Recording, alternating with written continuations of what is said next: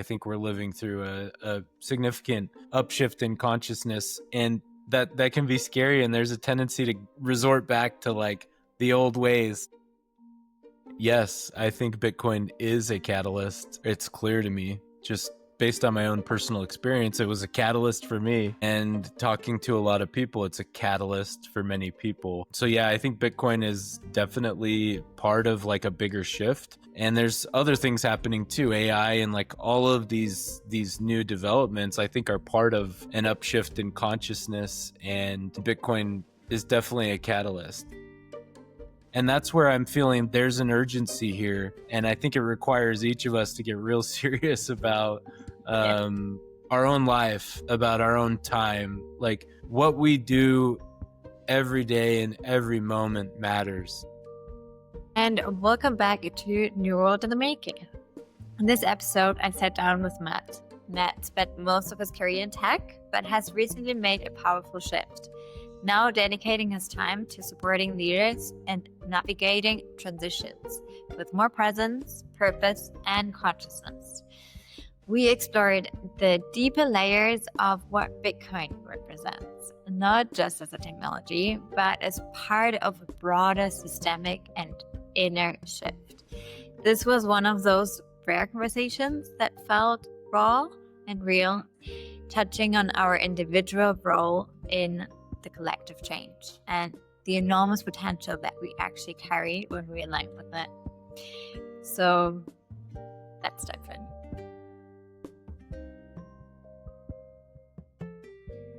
Matt, thanks so much for joining. I'm super excited for today. Yeah, Adriana, thanks for having me. It's going to be a fun conversation. I've been looking forward to it. Me too. Maybe can you start by explaining a little bit how you've come to the place you're in right now? How I've come to the place I'm in right now. Yeah. As far as where I'm at right now in my life, Bitcoin was a big part of it, actually. I first got into Bitcoin in 2018, and I just kind of threw some speculative money into it and said I'm going to hold it for 5 years to see what happens. Like, it seems like it has some big upside. And, my personality. Can I ask you how you get into it in the first place? Like, why were you interested? Yeah, I worked in a tech company, and, it was an open floor plan. So I remember with the bull run of 2017, kind of late 2017, I remember all of the people that were on the sales floor. Like, there was a lot of sales reps that were just like throwing a ton of money in, and they were making so much money. Like, they doubled their money really fast. And then, like, I remember one person who lost like $50,000, and he was like, he just put it in at the top, and it was like his wife, he was like, my wife's going to kill me. He was like really stressed out, and I didn't understand it. I just thought everyone was a little bit crazy. And I kind of watched that, and then it crashed back down to like, I think at the top it was 20,000, and then it crashed back down to like 7,000 or 8,000, somewhere in that range. And I was at an event with some neighbors with a youth group that we were overseeing, and a friend of mine started kind of giving me the basic pitch about like blockchain technology and how it changes the world and all these things. And so I was like, okay, it just dropped down. I'll put a little bit of money, some tax return money into it, and see what happens.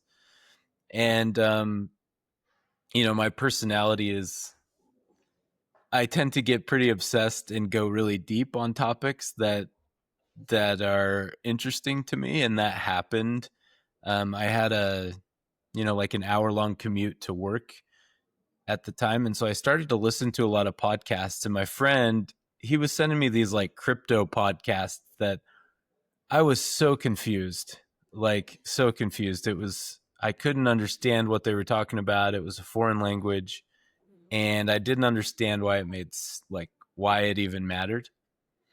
And so I started to look around, and I gravitated toward the Bitcoiners. And I don't even remember like which one I listened to first, but I remember that like after probably, 6 months to a year, somewhere in that range, I was like, okay, I got some Bitcoin podcasts and they're talking about like deep rooted societal issues.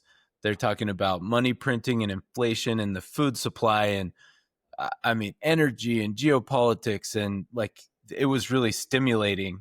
And I'm like, okay, so, and I couldn't quite connect the dots yet, but it seemed like they thought Bitcoin was a solution to all of these, these problems. And that really grabbed my attention because I was like, these crypto people are just talking about like meme coins and all this cool, like, uh, I don't know. And the Bitcoiners are talking about big problems. So that's what brought me there. And then it was such a, it was a little bit of a journey. And then when COVID happened in 2020, it was like the light bulb started to go off for me because I'd been listening to these Bitcoiners and then I'm watching everything that they'd been talking about like happening. And I was just like, okay, I think these Bitcoiners are onto something. And um, and then all of a sudden I'm working from home and I'm listening to like everything. All my waking hours are like consuming Bitcoin content, understanding it. What is mining and how does it work and can this thing be hacked? All the questions. Like I wanted to understand it from every angle. And then people like Jeff Booth. I remember hearing his thesis, and it was such a paradigm shift for me. So long story short is my worldview shifted significantly, and um, it was such a paradigm shift that like everything I'd been taught about money and why we need it, how it works, why inflation is needed, was flipped on its head. And so that caused me to start questioning pretty much everything. Like, okay, what else in my life that I just take to be true, that I've been taught or conditioned to believe? What else am I missing? What other basic assumptions are just like not reality? And that was a little bit disorienting, but that caused me to like really start to question everything. And it led to some challenge for a number of years, outside of Bitcoin, just more on a personal level. Like it cracked me open, and that led to that's a whole story. It was a multi-year journey with a lot of insights along the way, but that led me to having a pretty profound uh, spiritual awakening that was a bigger shift than Bitcoin. And you know, I had been in sales for 17 years, and my work started to feel like it was not feeding me in the way that like gave me purpose. And all the things that I thought would make me happy and successful, I had all those things and I was not happy necessarily. And so I decided to quit my job and uh, kind of start something at the intersection of consciousness and Bitcoin. I still don't know exactly how it's coming together, but anyway, that's kind of what's led me here. And there's a lot in between there, so we can dive into whatever you want to. Yeah, it's so fascinating because I think that paradigm shift, what you're explaining, happens to a lot of us. And also, Hmm. I think a lot of us are kind of sensing that something is just off. There's so much change happening, there's so much going on. Yeah. So, yeah, I feel like something that is kind of proposing a different way, a different lens to view the world is definitely challenging a lot of things. And maybe can you explain a little bit what what things of Bitcoin really changed your paradigm, and like what specific things, Hmm. because people are maybe not that familiar with Bitcoin. So Yeah. what specific aspects of Bitcoin were the light bulb? Yeah. Well, the first thing was like really breaking down the current system and how it works, like understanding the problem. I never really saw it as problematic. It was just like, you know, That's a infl- big one. thing things get more expensive over time, and that's just a natural thing. Like I thought inflation was like a naturally occurring phenomenon, that it was just Mhm. that's how things go. and you get a raise to keep up with it, and houses get more expensive, and like things just get more expensive over time. So that was the first thing, was just like really questioning, is that necessary, and why do we have that? um and then from there, yeah, like really going down the history of money, like Saifedean's book, The Bitcoin Standard, what I remember was a big kind of light bulb moment for me about like, hey, money has changed over time. It serves a certain purpose. There's certain properties that make it useful. And we went from seashells and like you know b- barter trading for goods to the modern system that was backed by gold. And then when they removed the gold standard and the the dollar as the reserve currency can just be created out of thin air, and it's not backed by anything, just the trust of the people. That was kind of the thing that really started making me question. And then when you overlay that with Bitcoin, I'm like, okay, why was gold the money that everyone agreed upon? And those properties that made it valuable, like how does Bitcoin compare to that? And I started to realize that it's like 100 times better on every single property. you know Divisibility, you can verify it, it's cheaper to store, you can send it instantly, and it's scarce. The big thing with gold is that it was scarce. That's why it was more valuable than silver or these other precious metals. But also, how scarce is gold?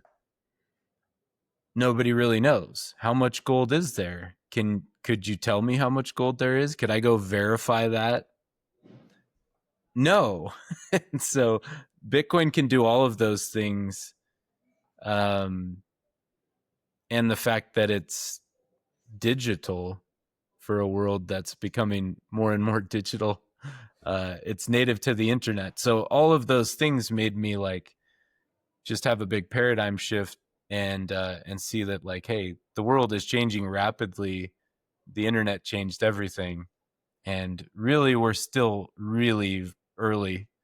The internet is still a baby. When you look at global trends and how civilizations change around certain technologies. And so, yeah, little by little, I started to connect the dots, and I thought Bitcoin was just a way to get rich or to be money. And it is that, I think. And like, that's barely scratching the surface to what it is, in my opinion. You were mentioning also the little bit more spiritual awakening, a little bit of a shift in what you're doing now. You even quit your job. And in some way, like, I suddenly kept on seeing all your posts on LinkedIn. I was like, wow, I resonate so much. Mm. So I think this is also how we connected. And Yeah, maybe can you share a little bit about that transition? Because I feel it's a very inspiring story. sure. And you said a little bit of a shift. It was not little. It was big for No. for me. For me, at least, like, not to like. It was a big shift in how my reality, like my day to day reality, and how my life kind of operates. And it's not dissimilar to the Bitcoin journey.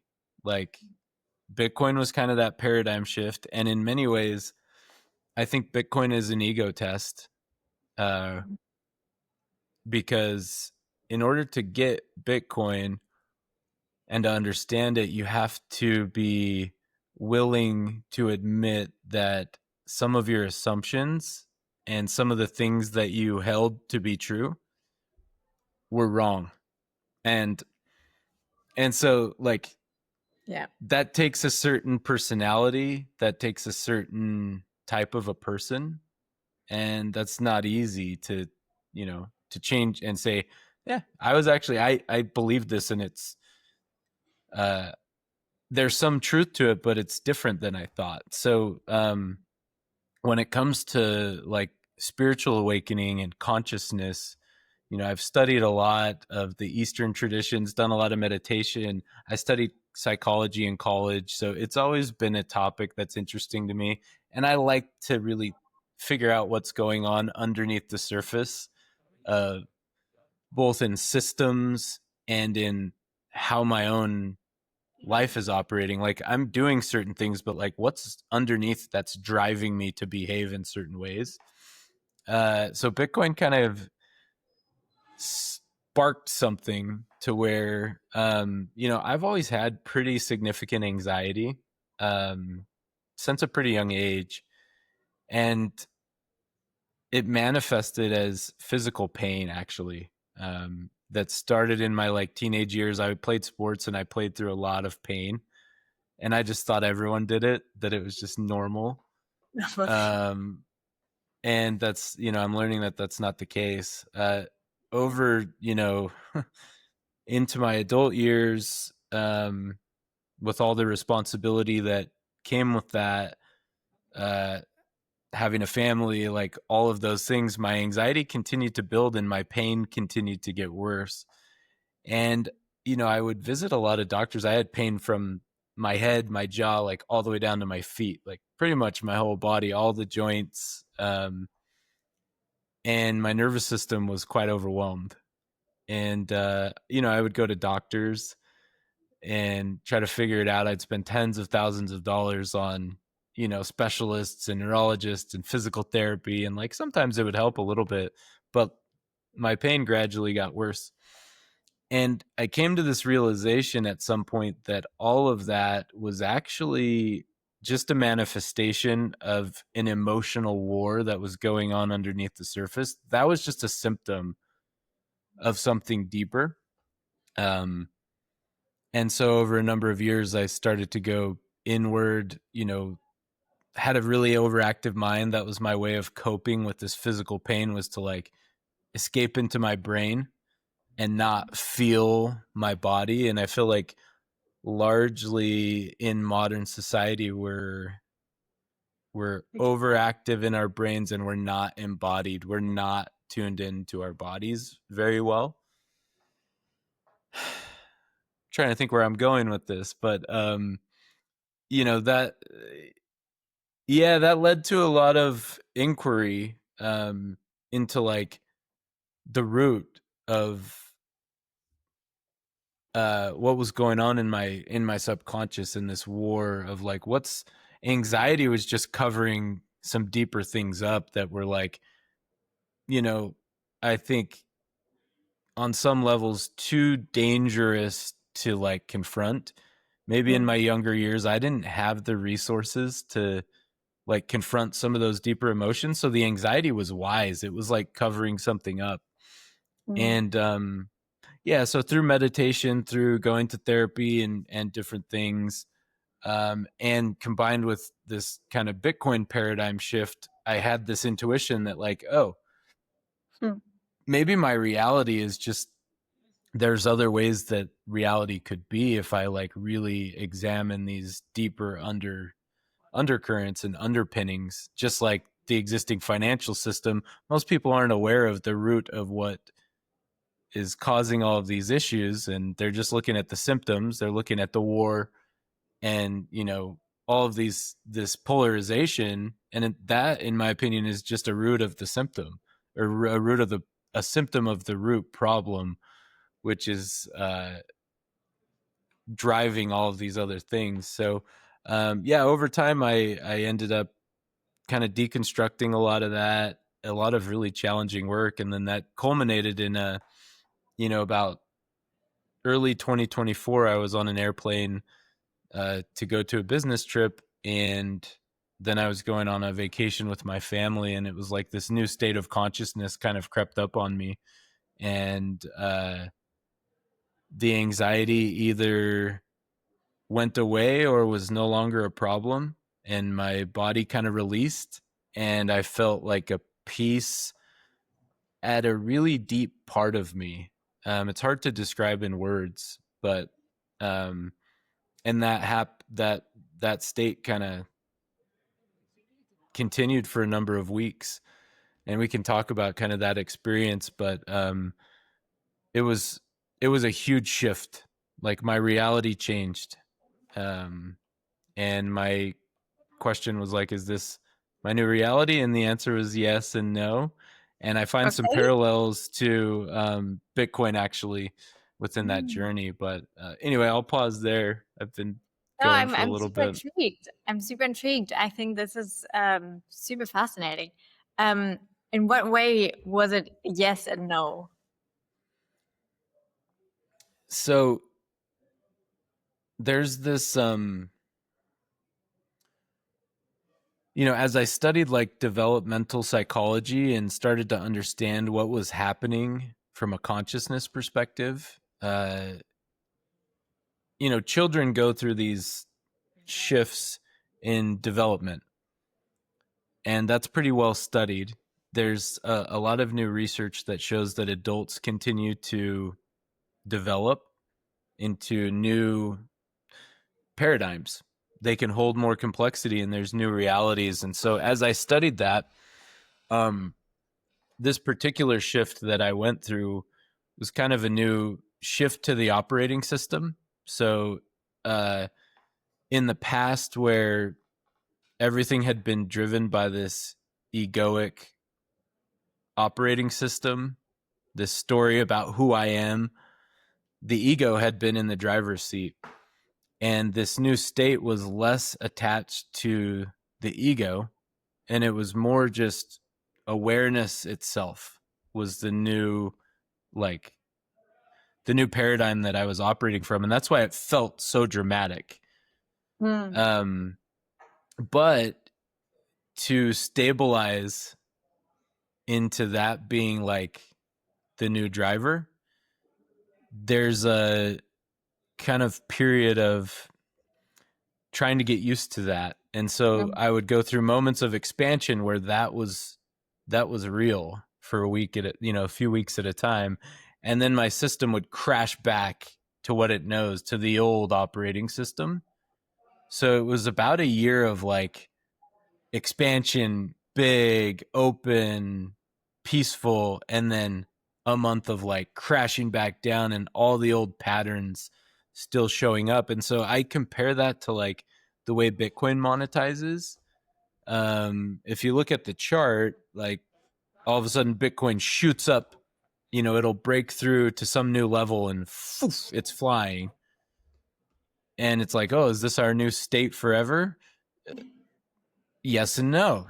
Um, all of a sudden then it will kind of be up there for a little bit, and then it crashes back down to the lower resistance level, and then it tests out this new equilibrium, and then over time, kind of this gradual process, it gradually gets up to that new baseline, and that becomes kind of that new resistance level. And so as I overlaid my own experience to Bitcoin, I was viewing it as like an archetypal growth pattern, that Hmm. like growth doesn't just happen in a straight line. That's true in financial markets, that's true in Bitcoin, and I think it's true in personal and spiritual development.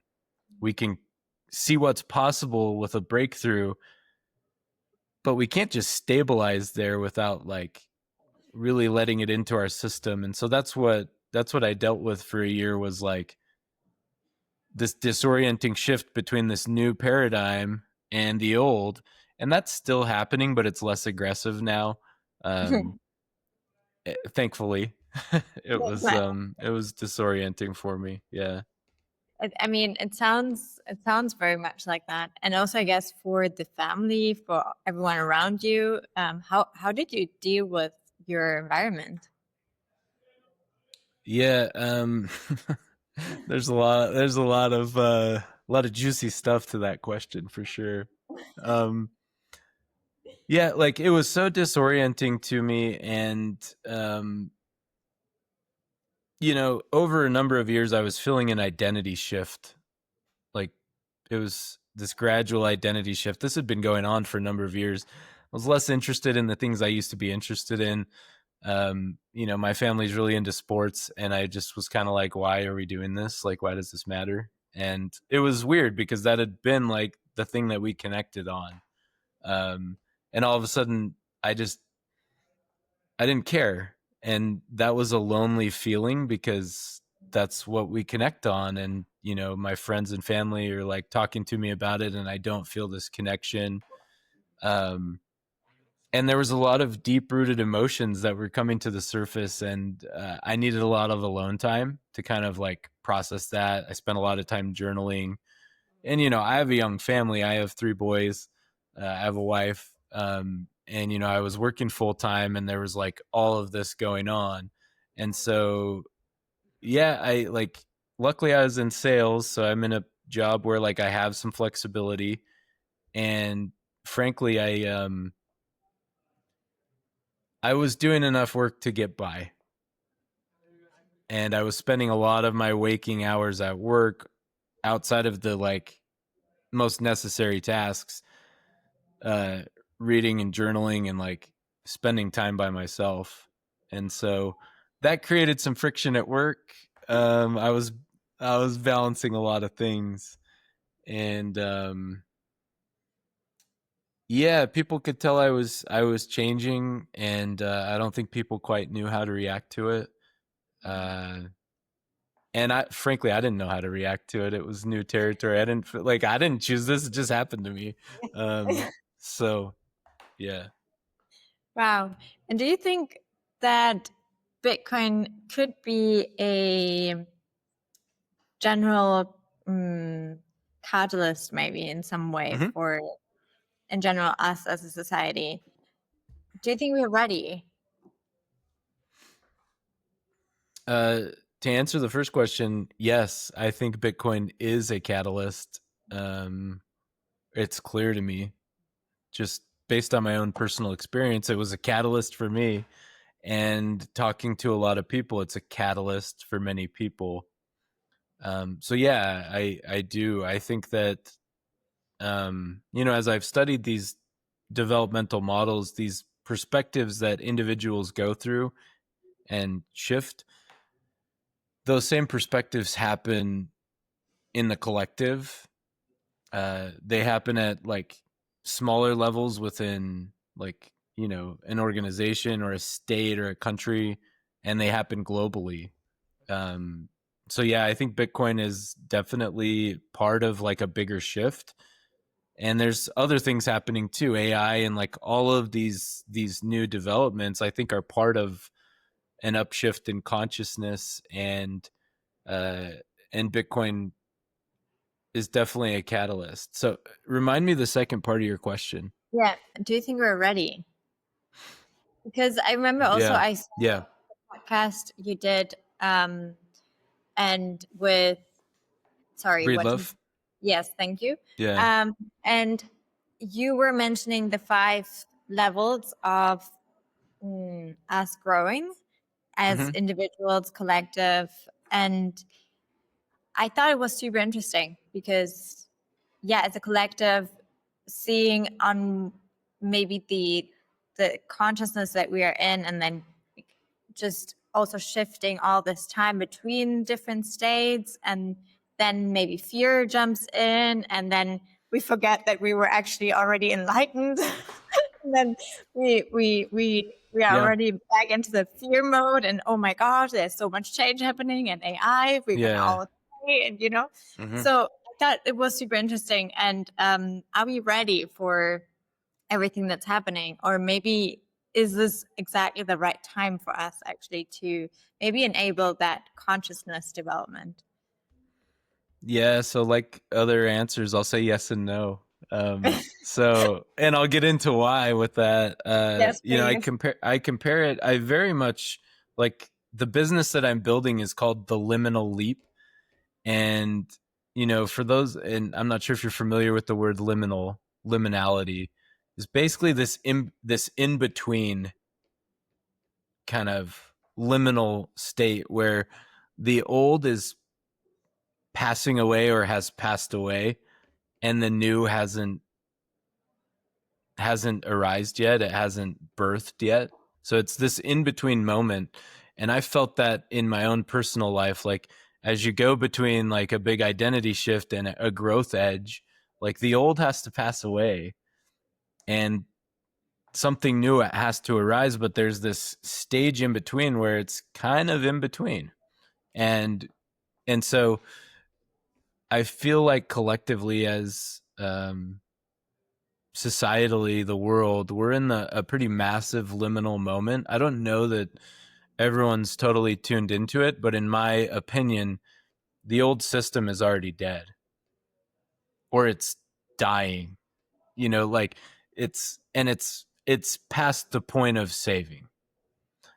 The economic system, the old systems, the political systems, like all the systems that were built around the Industrial Revolution and, the last couple hundred years, they were good and they served us. And I view it very much like so when you say, are we ready? You know, you don't have kids, right? No. Or, okay. So, I compare it to like, are you ever ready to be a parent? And I don't really think so. Like, you're never fully ready for Yes. like that to have a child. And you're ready for the growth that comes with it. And so I think we're at this stage where we're like mid-labor of this new system that's being birthed into existence. We still, like, we know something's coming. And, back to the point of like the Bitcoin cycle and this cycle that I was talking about in growing, there's this pattern of, and it happens in labor when a woman gives birth, there's contraction and then there's expansion. And then the body contracts to push out, and it's a painful process. It's like excruciating, right? I don't know, but I've witnessed it. And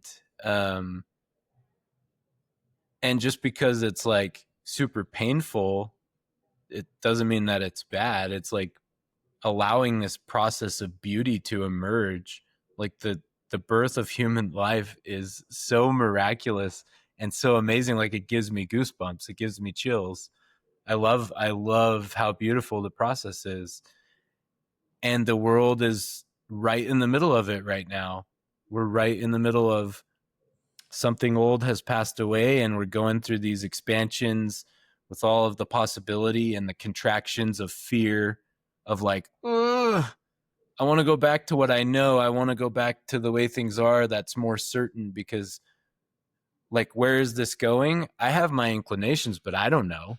And it's a creative process that like it's unfolding, and it's beautiful because as humanity, like the best of humanity can come out and we can use our creative energy to create the world that we want. And that's inherently beautiful and inherently risky. Gosh, so many questions here. Maybe let's go back to first, you were mentioning before the root problems. Can you maybe first go back to that, and then we can maybe unpack the transition and then what might be? Yeah. Do you want to go like from an economic perspective? Yeah, we can start with that, and then we can go socially, whatever. Mm-hmm. Yeah. At the risk of oversimplifying, anything that's a really simple answer, there are simple answers to things, and we live in a really complex world. So like, it's global. There's so many interconnected variables. So with that preface, I'll say that in my opinion, after studying and seeing like there's all this polarization in the world, people are fighting, there's one side versus another side. That seems like a symptom to me. And as I dove deeper into that, my opinion is that the very base layer, if you peel back layer after layer to get to the very foundation, and maybe there's deeper layers that I haven't explored, I don't know, because I've done this personally in my own psyche. Like, as you peel back the layers, it gets surprising. There's surprising things underneath. But in my opinion, the very base layer of society is built on money, is like a huge thing. It's how we decide value, it's how we measure our time and our worth.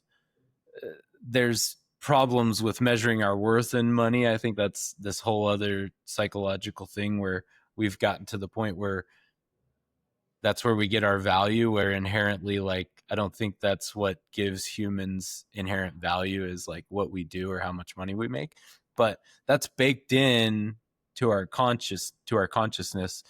And if you really look at the layer, like, that base layer of society is fundamentally broken.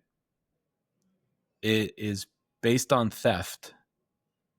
um People, powers that be, can just create money. The Federal Reserve can create money out of thin air. They've said it in interviews. We can create unlimited amounts of money like that with the push of a button. And it doesn't cost anything. And it devalues everyone else's money. So people have worked their entire lives, and all of a sudden their money can take a 10% hit. Boom. And it's this, they do it enough to where it's just like 2 or 3% a year. So it's just the bleeding. You're not like feeling it so much, but over a longer period, the money gets worth half of what it is. And so it's fundamentally broken. It's based on theft. And in order for the system to continue to work, we need more money, more spending, more debt, more consumption, more jobs, more everything. Like, you have to have it. That's how our existing system stays afloat. And in order to do that, we have to create more more of everything. So things get more expensive. That's why, like, back in the 80s, people could live off of one income and have a pretty good life. And now, because of the nature of the system, you know, good luck doing that if you want to have a family. And we're mortgaging the future productivity to pay for today. And so we screw over every single generation. It gets harder and harder. And the existing system only ends one way, and it's a total collapse. And everything's leveraged. Like, it's not natural for a house to be someone's retirement and to just be this thing that's financialized, but that's a symptom of the system.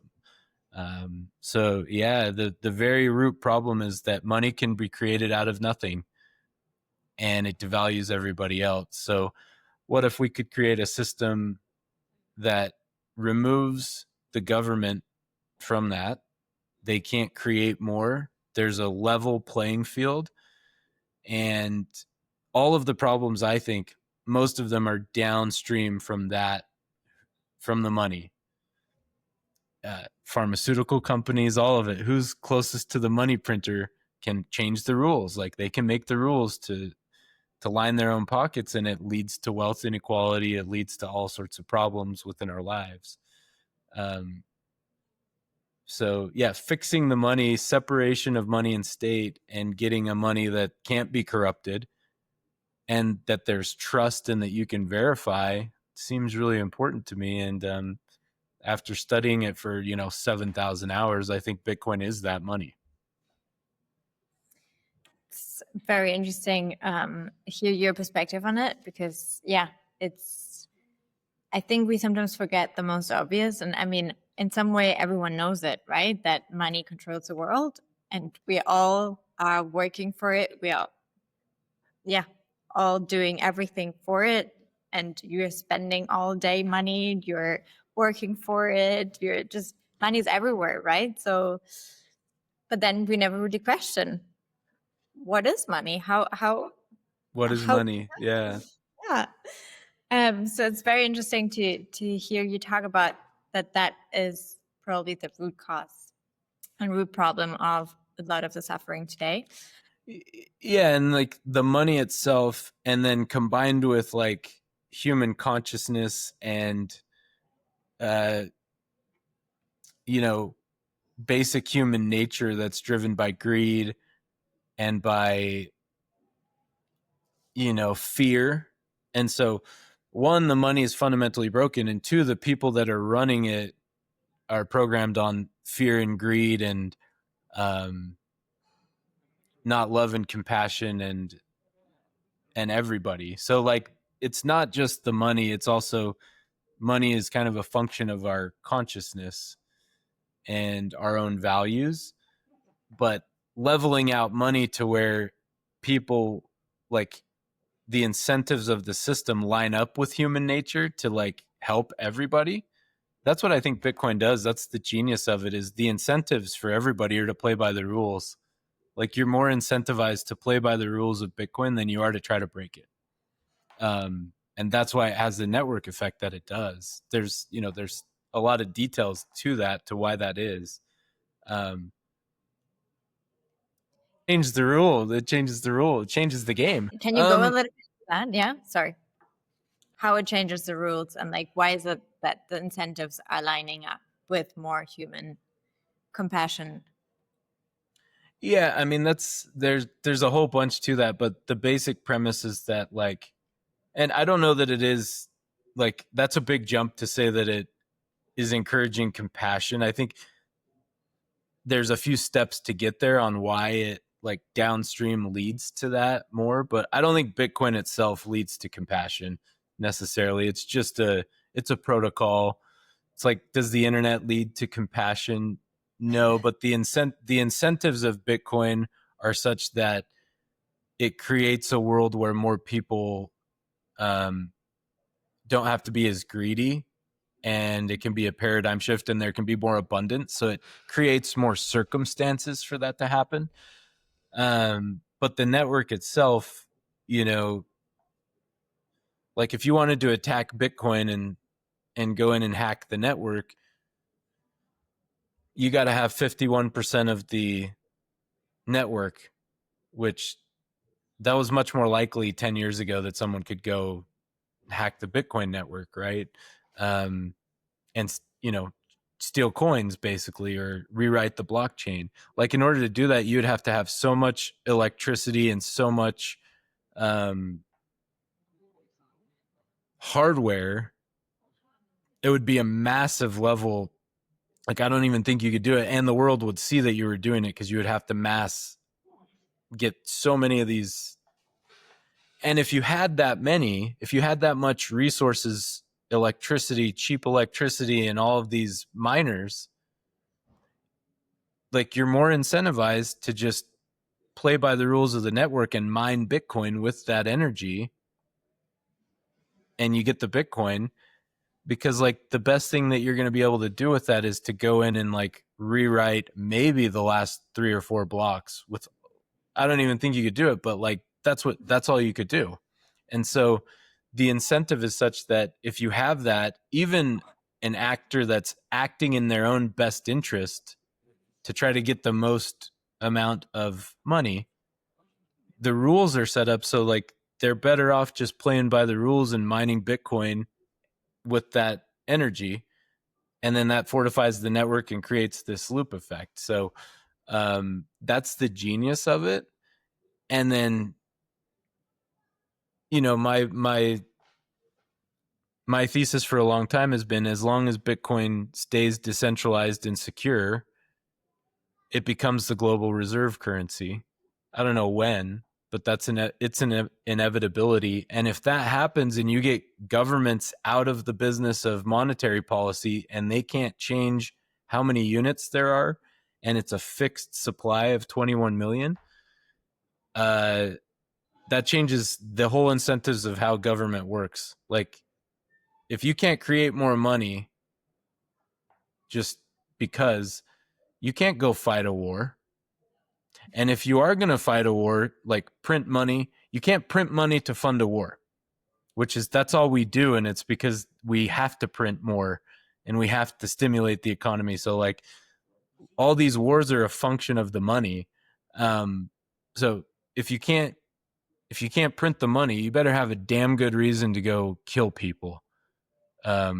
Because the only way to pay for that is through taxation, and the people better have a really good reason to pay for that. So, like, fix the money, and all of a sudden, like, I think war becomes obsolete on a Bitcoin standard. Maybe not all the way obsolete, because we still need to upshift consciousness, but the incentives for why you're going to go to war, it would significantly reduce the amount of war that happens on the planet. Gosh, right now this is even more important, and yeah, most scary thing to talk about with everything that's happening right now. Yeah. So how do you think we could transition to that? To a Bitcoin standard? Or how far are we from that? I don't know. Um, you know, I do know that the existing system only has one way that it ends. And I think we're at the tail end of that system.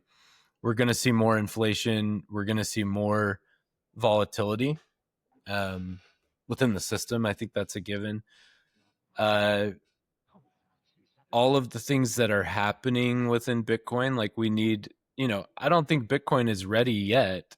If, like, the whole existing fiat system collapsed and we had to move to a Bitcoin standard right now, I don't know that we're fully ready to do that. There's so much infrastructure.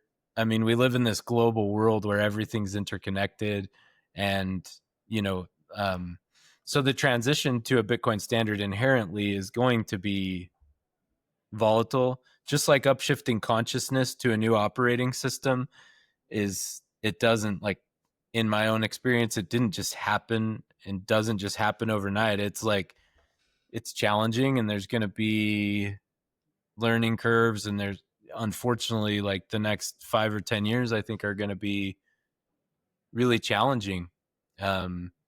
So how does that happen? Is we need more people educated on why this stuff matters. It also, like, governments and the big players, I think, have gotten away from, they realize they can't stop Bitcoin. Like, if they could have, they already would have done it. People already say, well, the government's just going to shut it down. And I'm like, why haven't they? I think Right. they've been threatened by it.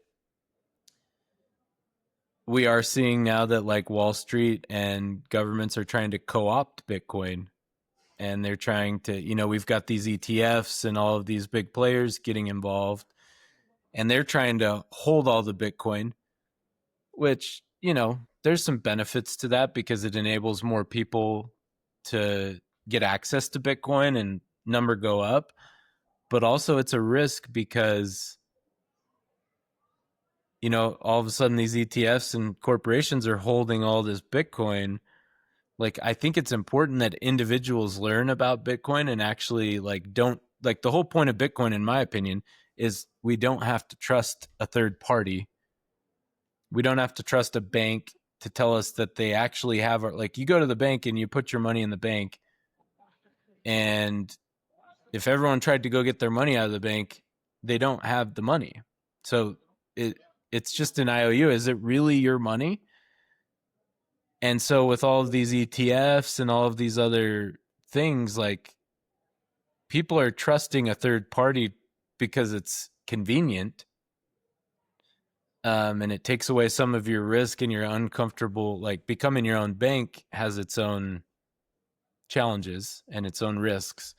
But I think it's important that, like, as Bitcoiners, we educate people on why taking self-custody and plugging directly into Bitcoin and not trusting a third party. I can verify, like, you can run a Bitcoin node and verify the whole blockchain. It audits itself every 10 minutes.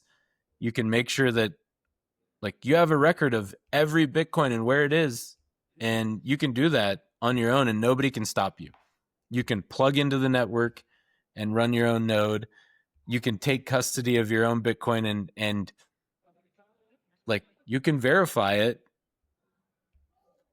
It's and you're not fascinating. trusting anybody. It takes out the middleman. So that's where the decentralization comes in. But the existing system is trying to co-opt Bitcoin to where they hold it all and they kind of financialize it, and they can create paper Bitcoin, which is like, but at the and there's going to be all sorts of shenanigans. We see it every cycle. We see it with FTX. We see it with all these platforms. So if you're getting into Bitcoin, I would encourage any of your listeners to like understand Bitcoin, understand it on the network, self custody, um, and don't trust.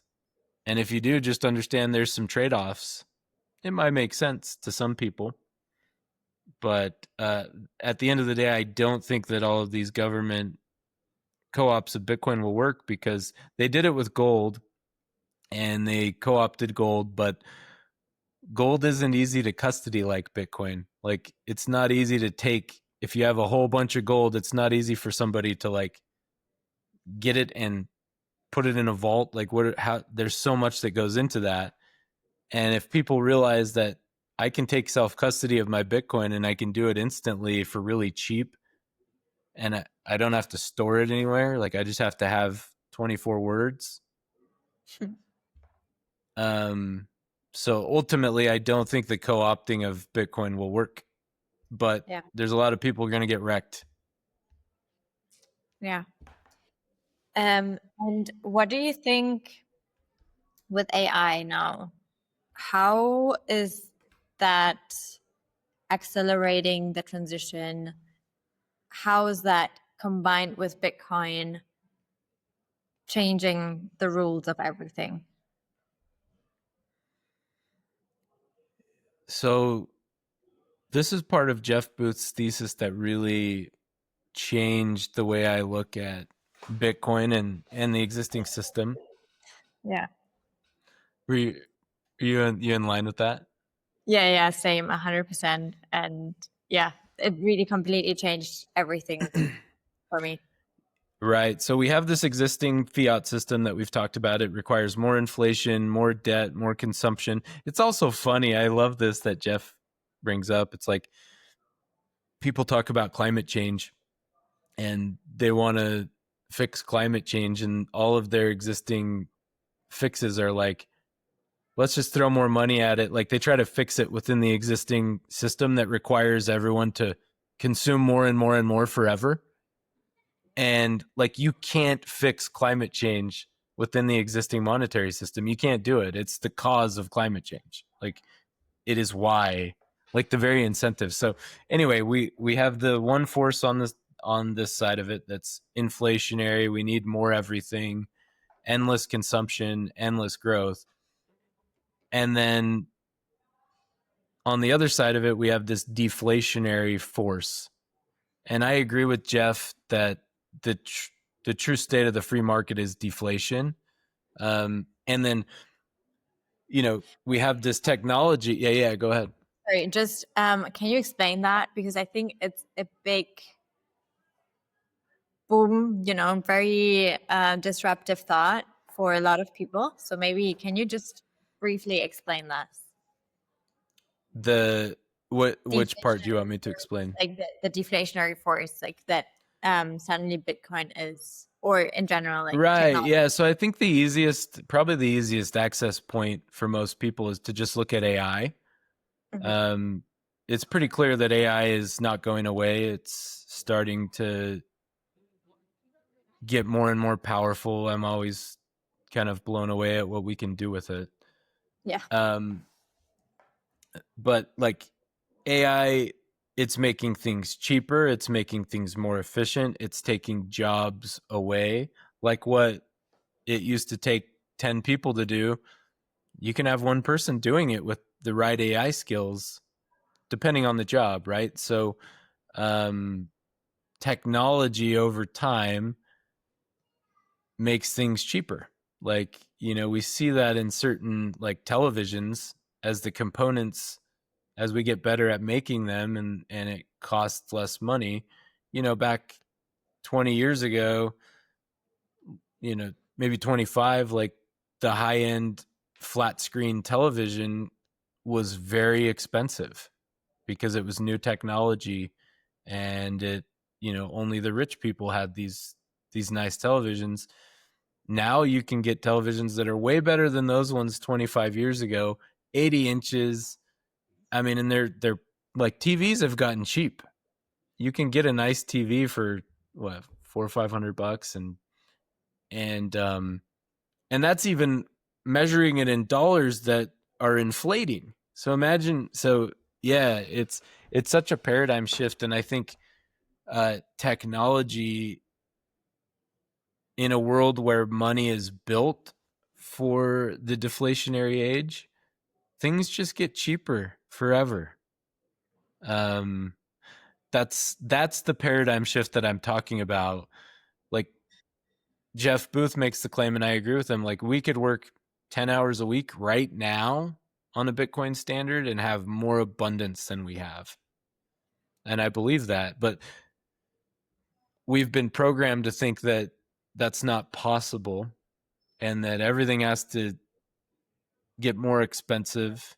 So that's the paradigm shift. And I think AI is only accelerating it, and it's actually making it harder for the existing system. It'll accelerate inflation, it'll accelerate the volatility, because there's the deflationary force that these two things can't. They're diametrically opposed to each other. It's like two full speed freight trains going right at each other. Yeah, because I mean, how are we gonna have profits? The profit margin, they're kind of, we are losing the profit margins, right? Because if we have a quite a heavy investment maybe in the beginning, and then everything is then zero marginal cost, and it's just how and everything is dropping in price, how are we gonna sustain any profits really with AI? Yeah. Mm-hmm. So what are you envisioning of how are we going to do that transition with, I don't know, do you see a decentralized AI in some way? I Because hope so. okay, in Yeah, what I way? hope so. Well, I think decentralization of money is important, and it's a trend across everything. It's a risk that AI, if it the existing system just consolidates more power in the hands of a few, that's what happens, and it drives the wealth gap to be bigger.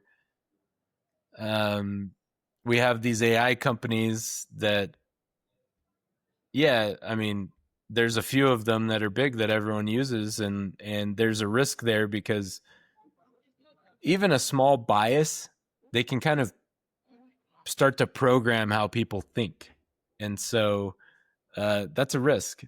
Um, so I think decentralized AI, one that we can plug into and have more accountability and accessibility as to what's being fed into the model, is really important. So that's going to be a massive fight, and we're going to have to come up with, we need more conscious creators and people that are working on these types of systems. That's not, I can kind of envision where things might go, but I'm not like a good executor of building a decentralized system. That's just not my strong point, but I can see the trend of why we need it. Yeah. Um, and AI, I'm starting to see that AI on some level is just a mirror to our own consciousness. And so that's a risk to me if we don't upshift consciousness as humanity, and we're still like us versus them, US versus China, Russia, like, and we're still just wanting to fight and kill each other. And there's these deeper shadows, like Carl Jung talks about the shadow, and the shadow in your personal life is like those things, that those deepest, darkest parts of you that you don't want anyone to know about, and they're driving a lot of the behaviors that you do. Like humanity has this shadow, and I think just AI and all of our political leaders are just a manifestation of this collective shadow that we have, like who we're choosing as our leaders. And so if we don't upshift consciousness, um, it's not really going to matter too much because we're just going to have more powerful tools to blow each other up with. So it's a risk. There's like I see this polarity with there's so much potential with everything that's emerging, and luckily with what's emerging, I think it is a catalyst. Like Bitcoin can be a catalyst to higher consciousness. One, because if you have more, if Bitcoin gets more valuable over time, and you don't have to work harder and harder and harder for your money, you have more time to spend doing some of this work that it takes to upshift consciousness. Where, if you're just stuck in survival mode and you just want to provide the basic necessities for your family, for your kids, and that's getting harder and harder, like, of course you're going to be really instinctual and on a lower vibration, because like that's all you have to. It's like the hierarchy of needs. You have to provide for your necessities. And so on a Bitcoin standard, it frees up more time for people to like really connect with, oh, what do I want to do? What is my heart saying? What's my actual soul's calling? Like, and what if I could make work and vocation around that does good in the world and provides an income for my family? Our existing system doesn't really allow that to happen, and I think a Bitcoin standard actually allows that. So they can be self-reinforcing. I am optimistic that these technological forces help us to awaken consciousness, and also that like AI, if we're not building it ethically and it's all just about profit and kind of all the incentives of the existing system, that gets really scary. And we have such an opportunity because it's like a white field in front of us to build the new world. We can build systems, but they can't be built within the existing system. We got to rethink everything. And so I'm really encouraged to see like people like you. How old are you? 29. 29. Like young, Next year. yeah, like young people that are putting these things together and have like really good intentions and creative minds, and they're native to technology. Like, how are we going to build this all together? I think we all have a part to play. And on the spiritual side, I think everyone's soul has a unique kind of code, and the things that you're naturally good at and creative with and passionate about can bring value to the world. And Bitcoin enables us to be able to tap into that creativity. And like, I can envision a world that's so beautiful that we can barely comprehend it. And I can also see this going like really sideways. Yes, same. Um, how do we do that upshifting of consciousness? Um, yeah, I mean, from my perspective, it's like you can only start with yourself. Um, so more conversations like this, more people having real connection, and like, so I always look at it like, what can I do? I can get off the surface in my daily interactions instead of like spending my time numbed out on Netflix. Like, let's go, let me do some deep work. Let me do some meditation. Let me go deep within myself. And like, um, Jeff Booth says it like, we are Bitcoin. We are Satoshi. So what are you doing with your time right now? And it's okay to like take some time for yourself. I think to go inward and like give yourself permission to take care of yourself. And how am I going to connect with those around me? Like, what's the relationship like with my parents? What's the relationship like with my family? Are there unspoken patterns that, this is getting more, and it might not be connected to everything you're talking about, but I think it is. um, let's get more real. Let's be willing to have the harder conversations. Let's be willing to like confront the things that make us most scared and terrified. That's the growth edge, both personally and like from a business perspective, from a world perspective. But yeah, me as an individual, what can I do? I can only control me. And like, if we want to end war, I'm passionate about it. Having a planet that's peaceful. I'm sick of all the hostility, the fighting, the bloodshed. Like, I hate it. I it I don't like it. And I realize that that's just an outward expression of there's a war inside of me.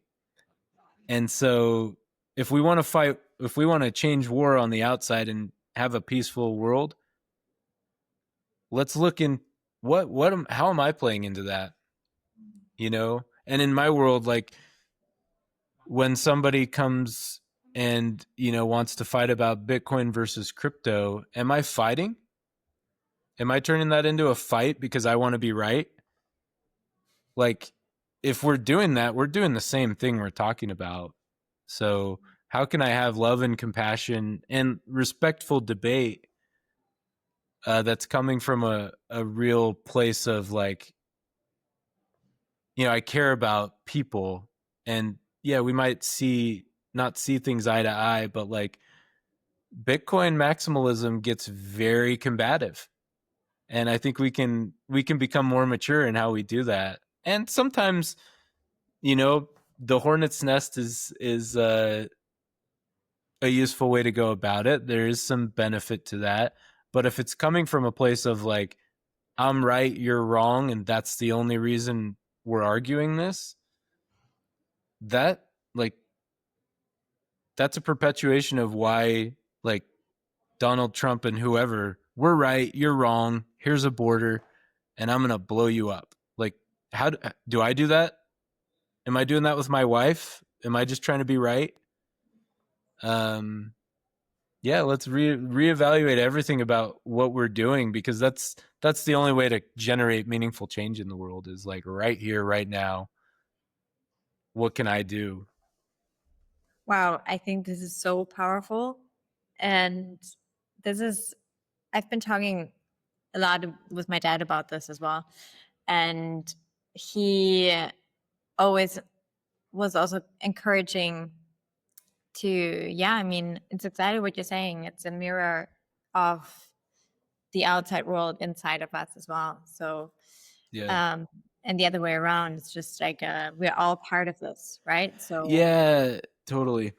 Yeah, there's a tendency. I wrote about it in my newsletter this week. There's a tendency, like we read about Martin Luther King saying, "Hate only drives more hate," and all of these things. War begets more war, and we read those things, and there's a tendency to say, "That's all out there." Yeah, look at all that, all out there. That country, that person, that family, they're all warring. And I think that's a defense mechanism because if I'm really honest, there's a war going on right inside my own heart, yeah. right inside my own heart. And it causes me to act defensive and reactive. It causes me to look out for myself, and it causes harm to the people that I care about. Um, so start Super powerful. there. That's the only thing we can do, and learn about Bitcoin and like, you know, follow your passions and do all these things. Like they're not mutually exclusive. Yeah. But the more peaceful your own nervous system and your own heart can be, in my opinion, in my experience, that unlocks creativity.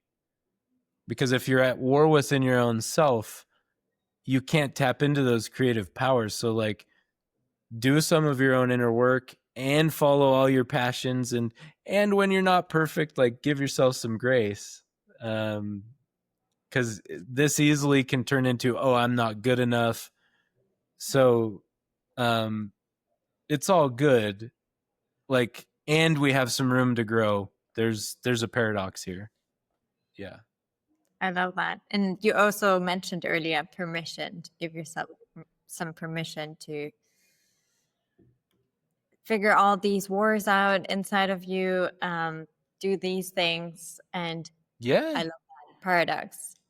And let's give the world permission to figure it out too. Like, Love it. this is all part of this evolutionary. It's interesting. I remember like 10 years ago hearing this debate between like Bill Nye the Science Guy and some other, I don't even remember who, but one was arguing for like evolution and one was arguing for God.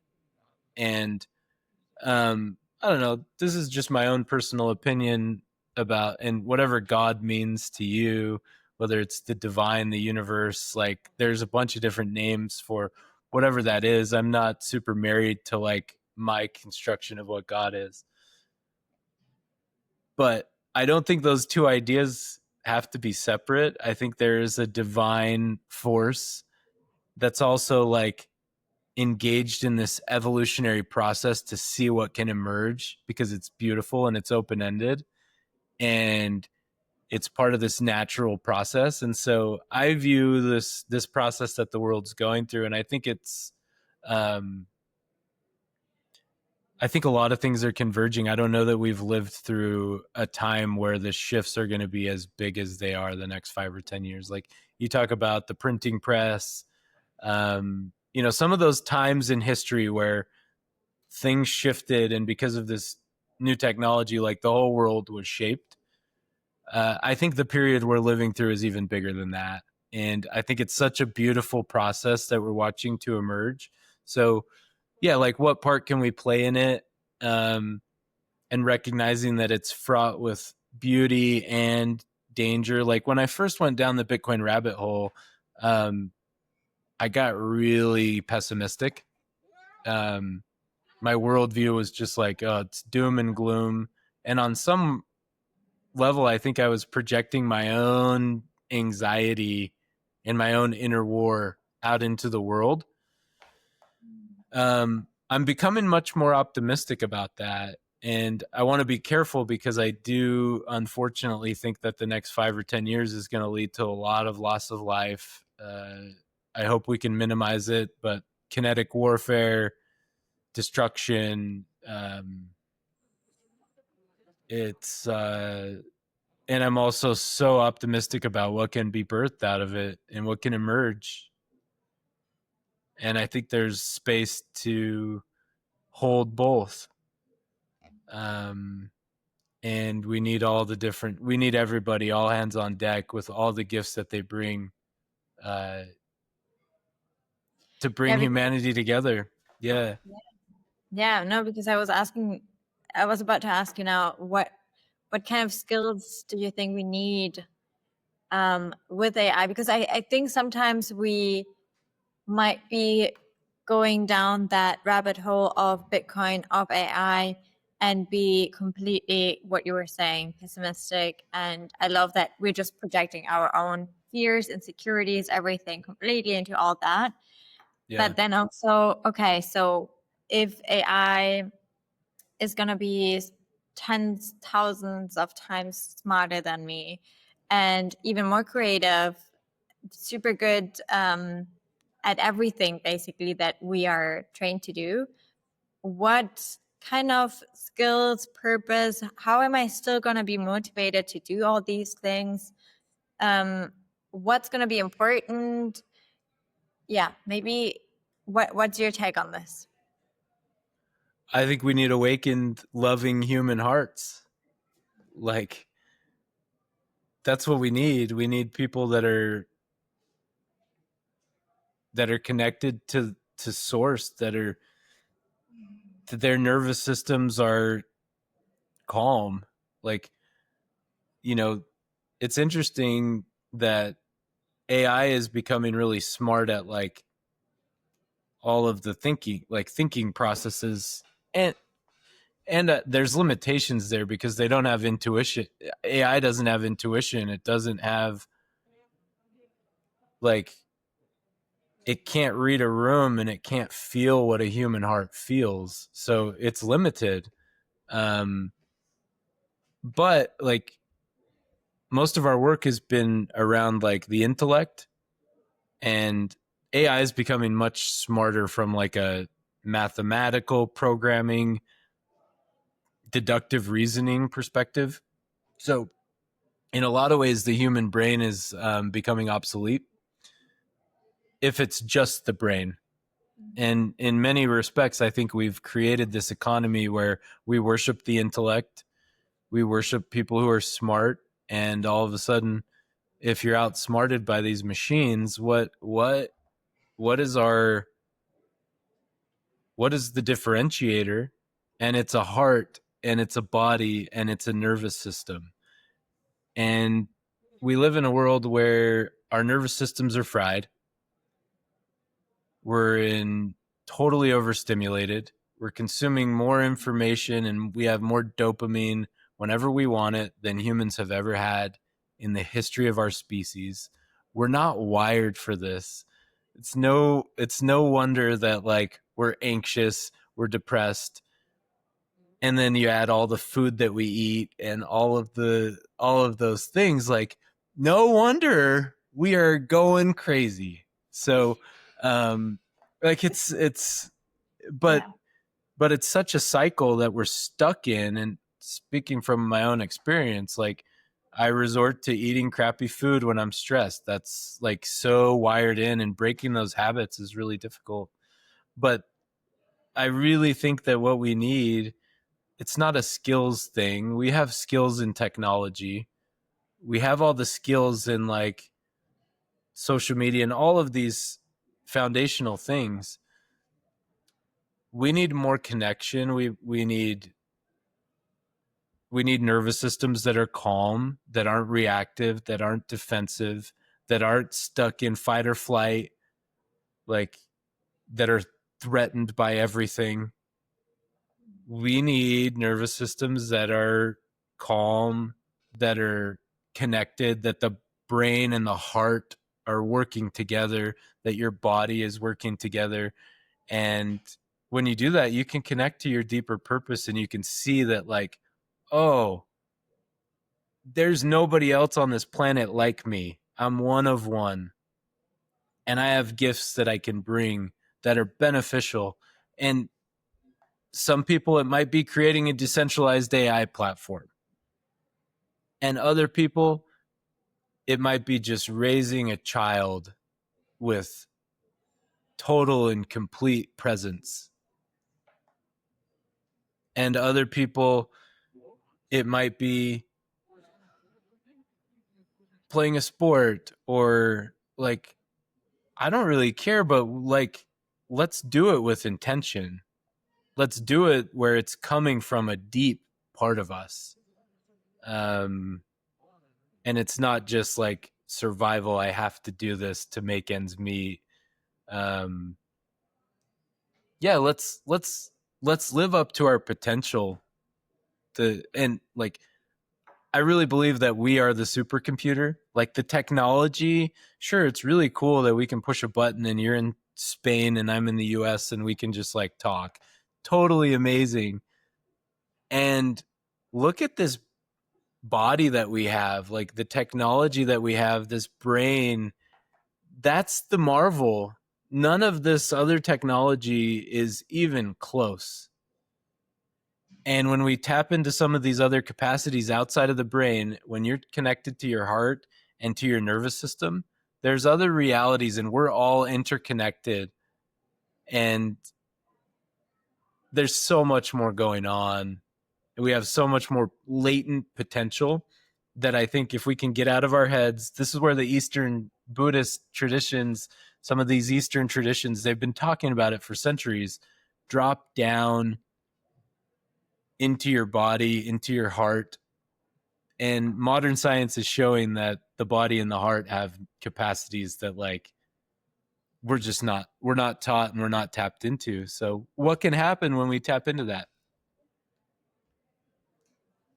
What do you think can happen? I think anything can happen. beyond our wildest imagination. Like, we can create a world that is so good. I don't know what's the best thing you can imagine. I honestly have no idea because I think we are so trapped into the narratives that we have been wired with that Yeah. even, even just the exercise to really think about a deflationary economic system, which is completely more rational thinking. Even Mm-hmm. that is so hard. And then from there, everything that it could bring with, and then on top of that, all the technology that would enable even more crazy things. And then us suddenly growing in consciousness. And I mean, honestly, like you keep adding more and more stuff, and it's like, wow, what world could that be? We have no idea, but I mean, it's just thinking about it, it's like, wow, let's go. Yeah. Let's go. Yeah, I don't think there's any possibility that's not on the table. I really don't. And I think we can create a world where we're connected to the earth herself, and you know, the climate crisis can, like, I also think that, like, if we treat the earth, I don't think we're separate from the earth. I think we're all one entity. Like, Yeah. there's uniqueness to each person, and just like living inside of us, there's trillions of cells, and there's this whole ecosystem that's going on, and it's all part of one whole. We're all part of one whole, both here on the earth, and then that's a small cell in this cosmos that we can barely even understand. So yeah, I'm really optimistic, and I have these visions of what's possible, and this intuition that, like, there's so much more possible. And I don't want to be all sunshine and rainbows, and create this, like, oh yeah, everything's all good and we're going to create this utopia.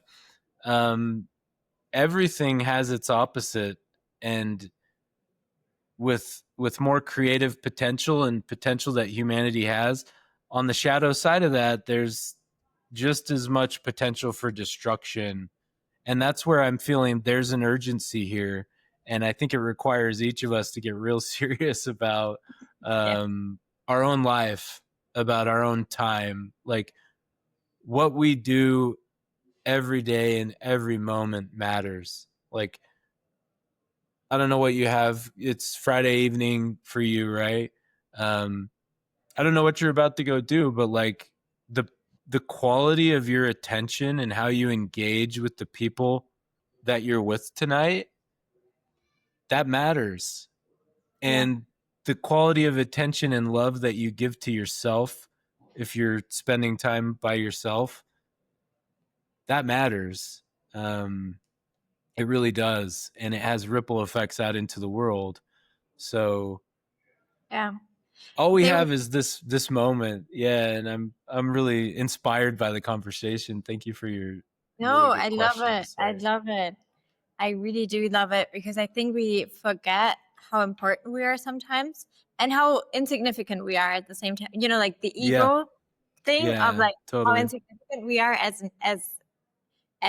the narrative that we have, but then how Yeah, much potential and how much um power and yeah, how much we have as part of the whole.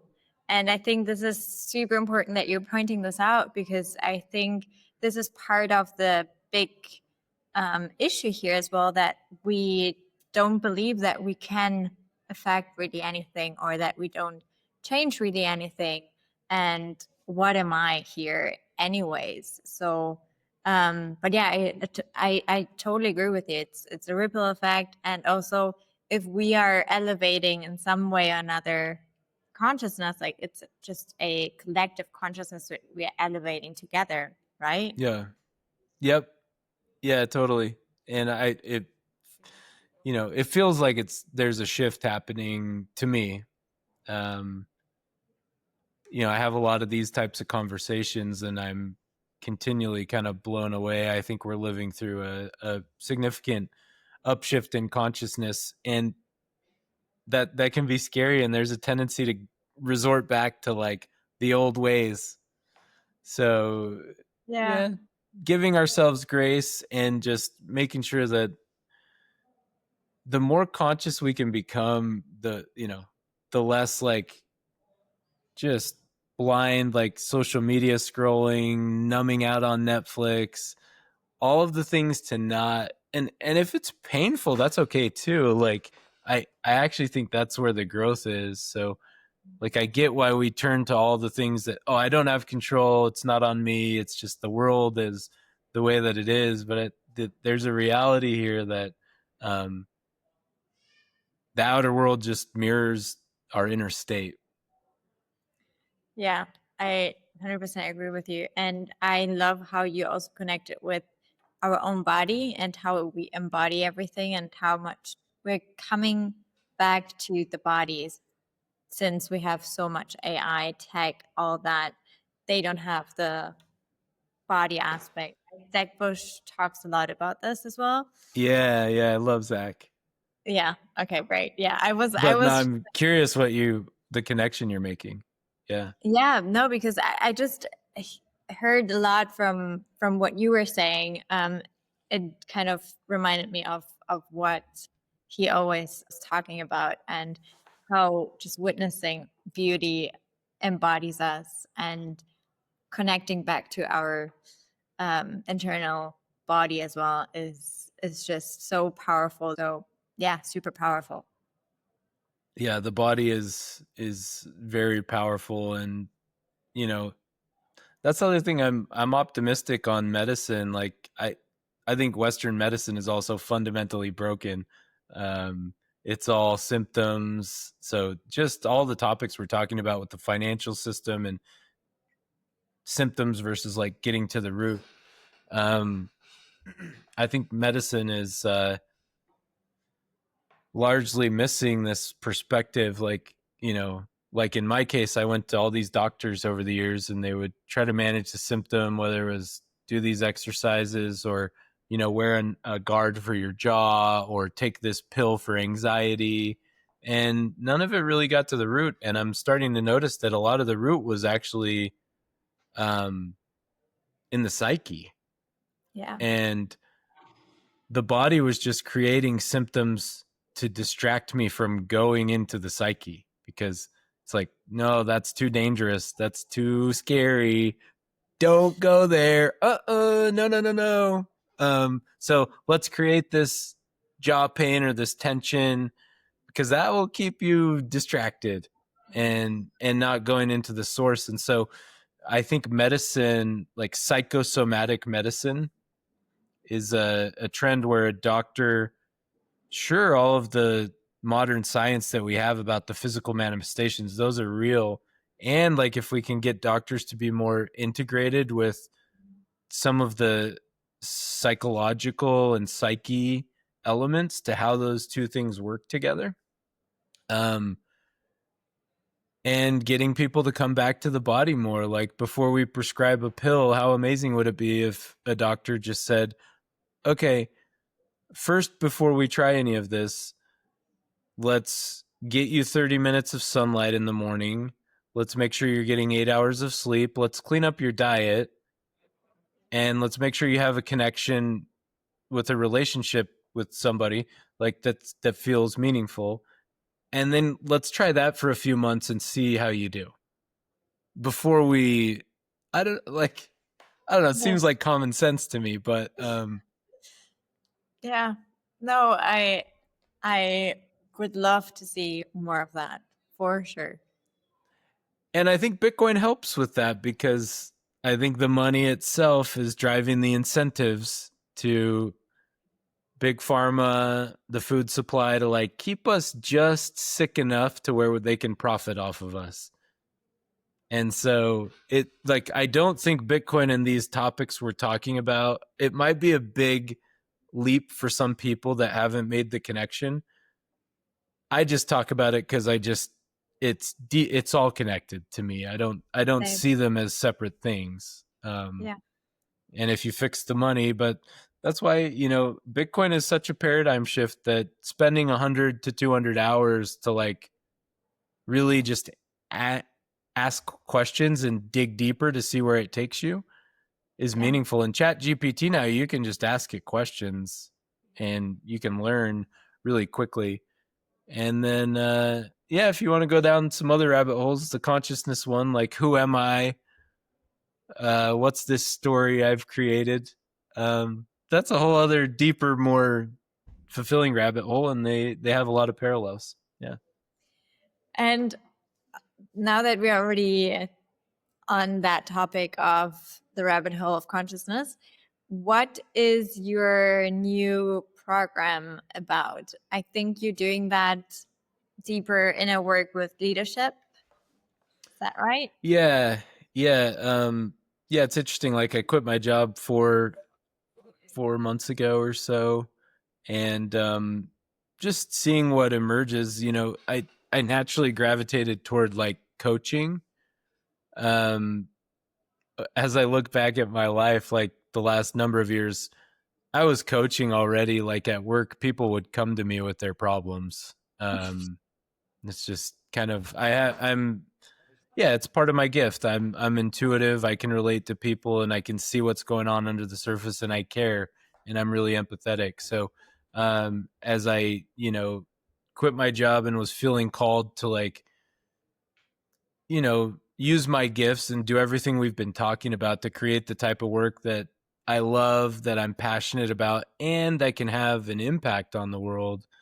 I started with leadership, like executive one-on-one work that's more for conscious leadership. And I started there because I think we need more highly conscious leaders that are not leading from ego, that really are embodied and have a deeper wisdom and are calmer in their nervous systems, like, and that ripple effect out into the world. If we had more leaders running big companies, in government, leading families, like leaders of all types, if we had more mature leadership, there's a huge ripple effect. So I started there because I could have an impact, and I want to replace my income, fair, like kind of fast, so I don't have to sell any Bitcoin. But that's kind of that's where I'm working with. But yeah, I've launched this business where I'm working with leaders who want to do, there's all sorts of coaches out there that help you optimize your time, and that's not what mine's about. My leadership coaching or kind of one-on-one inner work is, what if upgrading your business or upgrading your company is less about throwing more money at it, hiring more people, more process? What if it's about upgrading you? Why don't we do some hard inner work and figure out, how is your ego showing up in the way you manage people? And how is that affecting the culture that you're creating? And what if we just upgrade you and watch that flow out into every aspect of your life? Let's upgrade the inside so that reflection on the outside can get better. So that's where I'm starting, and I have a few other offerings that I'll build over time. I'm starting with the leadership side, focused there now, and then over time I want to work with burnt out tech workers, like people who are in similar situations to me where they've worked really hard and maybe they're not as fulfilled and they want to create a different kind of work that's tied to what they want to do. And then the third one is Bitcoiners who are open to like consciousness, which I think inherently Bitcoiners are. So those are that's kind of where I'm taking the business. But for right now, yeah, it's more focused on uh, executive coaching. But if anyone listening to this is interested in, like, you're a burnt out tech worker and you'd like to maybe have some coaching about how to do that and some support to how to manifest that into the world, or if you're a Bitcoiner that's sensing like a bigger paradigm shift in your identity, I am working with people in all of those buckets right now. Um, so yeah, So fascinating. I think also we are going under a massive paradigm shift, and a lot of everything that you're just mentioning is happening in leadership. Like, is there some other way of doing things, right? Can I maybe be a leader in a different way? Or yeah, yeah. And I yeah. don't think like I don't prescribe to the fact to the like assumption that everyone should do what I did and just like quit their job and like um that was part of a long process. Like it was a gradually then suddenly moment for me. A lot of times people just need to be coming from a new place. Like, how can I really reevaluate where I'm operating from and where I'm showing up from? And sometimes that can be just, you don't have to change any of the outside. It's more just where, how can I change my own perspective and where I'm operating from, coming from a place of abundance that's deeper connected to my own purpose. And we can make small tweaks there, and some of those small tweaks have all make all the difference in the world. And when people connect to their purpose, like, it's energizing. And that's a telltale sign. If you're doing all these things but you have very low energy and you don't want to do it and it's hard to get out of bed in the morning and all of these things, like, those are little markers that are telling you you're probably not connected to what your soul really wants. So let's see what we can do. Yeah. Super interesting. How would a session, or like I don't even know, like how does it work? Are you talking about like like a leadership session? Yes, exactly. I mean, maybe not just like the session, but in general, like, is it a program? Is it like several months? Is it open? How? Yeah, typically it's like 4 to 6 months that Okay. someone signs on to work with me, and we meet every other week. Okay. And going into it, there's a lot of data that I collect about. I'm kind of combining a lot of different modalities based on the person. So everything from, you know, I try to get a good feel for like who they are, how they were raised, because all of the childhood programming is so baked into how we operate. So, like, I'm not a therapist, but the type of work that we're doing is therapy esque. So I have a lot of background. I studied psychology. I'm not like a licensed therapist, so I can't um, diagnose or treat specific conditions or mental illness. So I don't get into any of that, but I ask a lot of questions to be able to do some of that deeper inner work. So for some people, it might be we might do a lot of meditative work where I'm guiding meditation and helping them connect more to the body and be able to get into a more calm space if the mind is really overactive. For other people, it might be, looking at some of the shadow work, like, what are some of these subconscious patterns that are driving your behavior? Where do you come up against? Are there patterns at work and in your relationships that seem to happen over and over? Or, like, what's the thing that most triggers you? Where do you get the most triggered? Let's get into the root of why that's happening. There's a tendency to say, oh, it's like, point out there, and usually there's a deeply rooted reason, and it's actually something inside of us that's being triggered. And is it like, for some leaders it shows up as like micromanagement and control because they feel out of control and they need to feel in control of something. So what's the root of that? Like, let's get curious about it and just open up a space where we can like lovingly and in an open conversation, explore some of it. And yeah, I have a number of different modalities, but that gives you an idea Yeah. of So what I interesting. do. But in my own experience, that type of work is really hard. So it takes somebody like the type of people that I want to work with are people who are like, hey, I know there's other levels I can access, and I'm willing to do some of the harder work. Not everybody's ready for that, and it takes a certain self-awareness. Um, but I think it's what a lot of leadership coaching is missing. It's missing like the really deep rooted heart of the matter.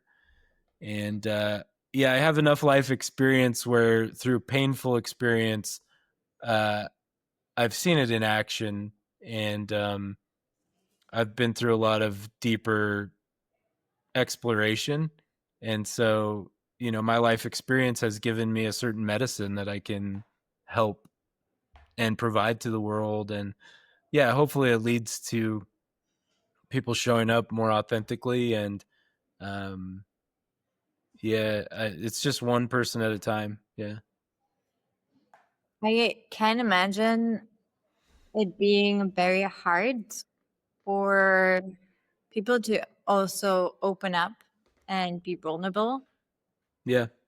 Do you, yeah, like how do you navigate that? Because yeah, I mean, we are wired to not really be that vulnerable usually, and I guess even more so, it's very kind of mm, harder, I guess, for men because society Yeah. has pushed men into those boxes. So, um, how do we open up? How are we showing up to be more vulnerable? How can we do that? Yeah. Well, first off, like the types of people that I work with are generally at a place in their life where they're just naturally open to being a little more vulnerable. So, in my own work, yeah, like just the type of people that I'm attracting and the energy that I'm putting out is generally people that realize they're having realizations that, oh, there's like maybe I've had all the success that I thought my life would be a certain way, and I've had all those things, but there's something deeper in me that just still feels off. So they're more open to being vulnerable, the people that I work with at least. Um, but yeah, I'm with you. Like it's vulnerability is, and especially for men, I for years kind of fought my own vulnerability, like didn't want to open up, and I still do. I'm not claiming I'm perfect at this. Uh, Well done but I then, for sharing here so much about it. But I think, yeah, like the more vulnerable we can be, the more other people tend to be vulnerable. So kind of taking it back to this theme that we've been talking about, it starts with me. Am I willing to model vulnerability? Um, I'm in a profession now where I'm asking people to be vulnerable, and I'm saying, hey, if you do some of this inner work, it will bear fruit. You will see it in your life. So, am I willing to do that? Um, I can share an example of how I'm doing that. Like, it's interesting, this conversation that we've been having uh, over the last few weeks. I'm in circles with a number of groups that are really awakened, highly conscious, like quite evolved people. And I love it. Like, I love to be in those circles that, there's no small talk. We connect deeply. And there was 3 different times over the last like week and a half where I started to talk about Bitcoin and how it was this part of my journey and this vision that I have. And people that are like, I really respect, and I actually think they're more evolved than I am. Like they're really highly evolved, spiritual, awakened big-hearted, open people. And multiple people, and some of these people know about Bitcoin. And they challenged my assumption that they're like, well, yeah, but Bitcoin is still a scarcity model. It's still operating on principles of scarcity, which then permeates scarcity mentality into the world. Interesting. And I noticed I got really defensive, like, and uncomfortable. And so I've been trying to like understand where they're coming from on that. And it's been this growth edge for me because, like, I'll be honest, these are some of the people I respect the most. And some of them are really, really smart. And really, I view them as really awakened people. And one of them was like, I view Bitcoin as the purest form of money that exists right now, but I still think there's more, like something else that's more pure that will emerge. And I'm open to that. I'm open to that idea. But I had to sit with this discomfort of, am I wrong? Like,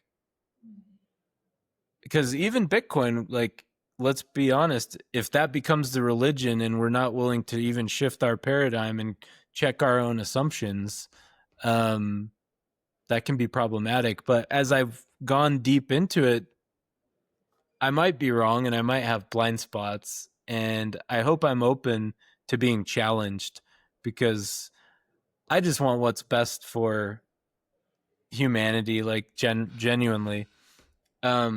But the conclusion I've come to is that, like, the thing they're describing, it is Bitcoin. I really believe that. Like, and it's easy to say that, yeah, because it's scarce, it creates a scarcity mentality. But I don't think we've ever had anything that's actually scarce, that's digital, that can be sent like this, and that's tied back to the real world. It's bounded by energy. And I don't think, like, what they're saying is wrong, because I think there's something more beautiful that can emerge. And I think it's built on top of Bitcoin. I think there's new systems of abundance that can be built on top of Bitcoin in layers. So I want to create space to, like, not be so close-minded to this. And I don't think that some of these people have really thought about what Bitcoin actually is and taken the time to really deconstruct it. And am I willing to even say that, hey, even Bitcoin is just a construct? It's just like, how married am I to it? If Bitcoin becomes the religion that we're now fighting over, that's just perpetuating the problem. So that's an example of, like, in my own life, the last couple of weeks, that made me really uncomfortable. And I'm like rechecking my assumptions. I love that you're mentioning this. I went through a similar journey with Bitcoin. And, Yeah. but then also I realized, well, if we were on a Bitcoin standard and everything would get cheaper and cheaper, and maybe at some point we have the awareness and consciousness, we probably won't even need any Bitcoin True. money, Yeah. whatever. Yeah. So And that's probably what they're pointing to. Like, exactly. So maybe I always like, now I'm like, I can see it as a tool, as a really, really useful, helpful tool. yeah. And Yeah. and in general, marrying to anything. That's why I wouldn't consider myself also a Bitcoiner or something, because I just really see a big potential in this. But already Yeah. putting yourself a tag of what you are, like, I don't eat meat, but I'm never saying like I'm a vegetarian, because then it's like you're already something.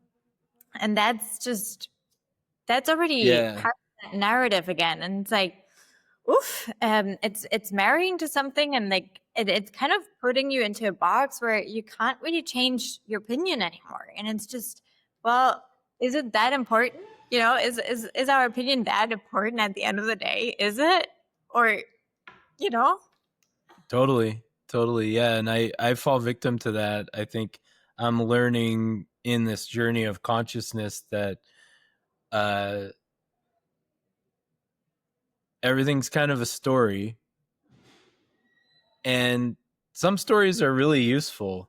Yeah, But definitely. if it becomes like our whole identity, Mm. because our identity, like who I am, who you are, is so much more vast, and you couldn't ever explain it in a couple of words or a couple of like there's so much that goes into your own experience, from everything you've experienced to the very matter that you're made of, that you know that came from this planet that's been around for ages. Like, so yeah, to box ourselves in to any certain story. um and I think Bitcoin is a very useful construct and a very useful discovery and story, and I'm very passionate about it, and I want to take it to the world because of its impact. And at some point, if human consciousness gets to where it potentially could, can we transcend even the need for that? I would love it. Same. That sounds like the beautiful world. Like when you were asking earlier, like what's the most beautiful world? What's the most beautiful possibility? Like imagine a world where we're so connected, where we view ourselves as one entity, and it's just love and trust, and we don't need a system to like create all the rules and create all the trust. Um that's abundance, and I think Bitcoin is a bridge to help get us there. Yeah. Yeah, 100% agree. Um, you were already talking about 5 to 10 years. It's gonna be a hard transition to start to access this abundance. Um, can you picture a little bit more? What is our world potentially going to look like in 5 to 10 years?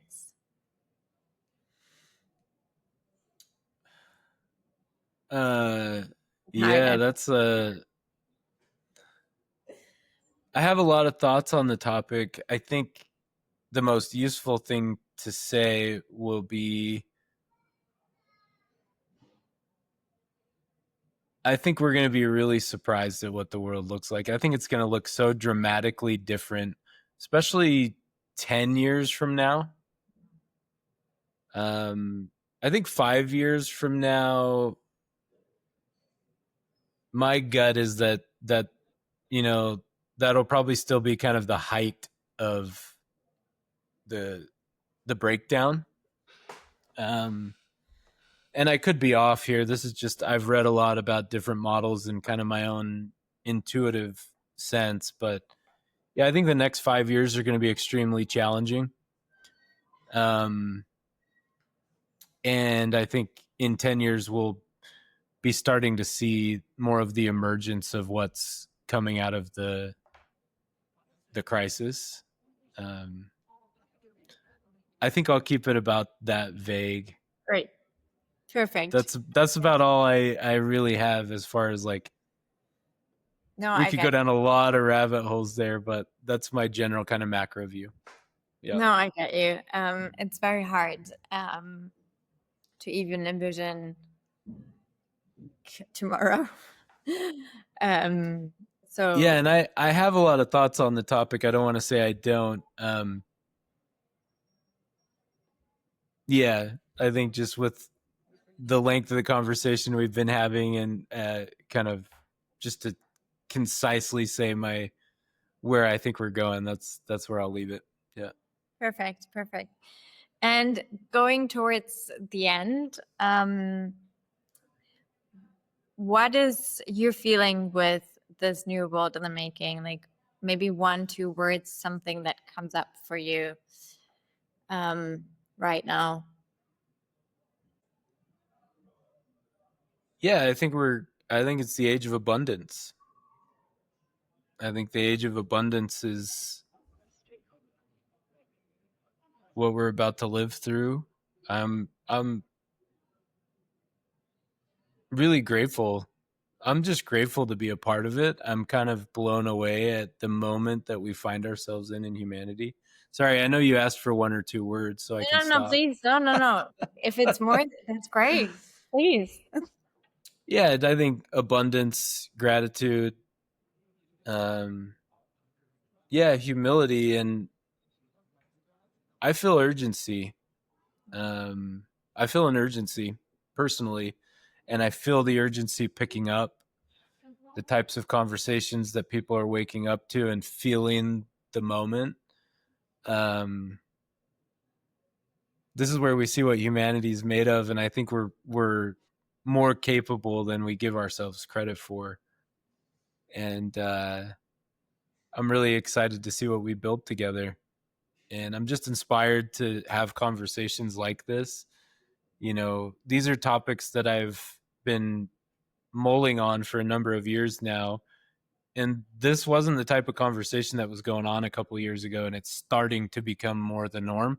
That's also the trend of what I'm seeing. So yeah, all the emotions. Yeah. Fascinating. So nice to hear that. And I don't know, is there something that you would like to add to the conversation before we go into the final question of something, a question that you would like to leave the listeners with? No, I think we've covered a lot of ground. I can't believe it's been almost 2 hours. It's gone really Yeah. fast for me. Um, so the last question is, will you give it to me again? Yeah, sure. What is a question that you would like to leave the listeners with?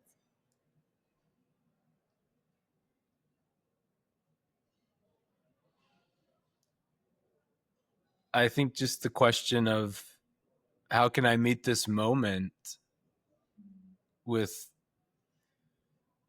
the most integrity to what's truest and deepest to me.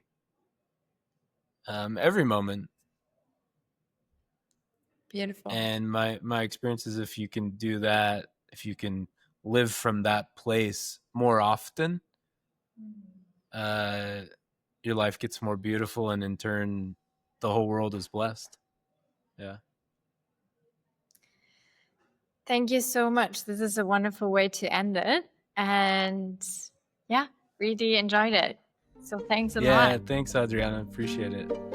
Oh, It's been a thank you. great time. Same.